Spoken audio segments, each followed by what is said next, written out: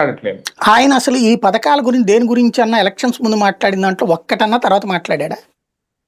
ఒక్కటన్నా గుర్తు చేసుకోండి. అసలు ఇదేదో నాకు సంబంధం లేదన్నట్టు.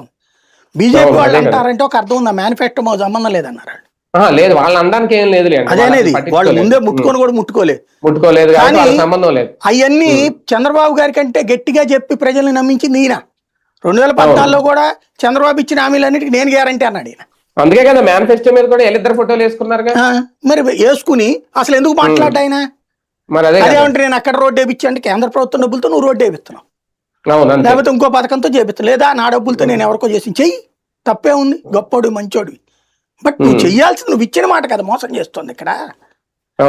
ఆడపిల్లలు మోసం చేస్తూ 30,000 మంది మహిళలది ఏమైపోయిందో తెలియదు, ఏడికి పోయారో తెలియదు. ఇప్పటికి ఆ లెక్క ఏమైనా చెప్తున్నారా? సుగాలి ప్రీతి ఇది ఏమైనా తేలిందా? 18 నెలలు అయిపోయింది కదా. ఏం జరిగినాయి ఇక్కడ?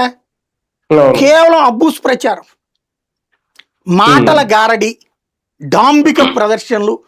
ప్రభుత్వానికి ఎప్పుడైనా సమస్య రాగానే సాధారణంగా ఇదివరకు మెగా కుటుంబంలో క్రైసిస్ వస్తే నాగబాబు వచ్చేవాడు క్రైసిస్ మేనేజర్గా. ఇప్పుడు ప్రభుత్వానికి క్రైసిస్ రాగానే క్రైసిస్ డైవర్షన్ కింగ్ ఈయన.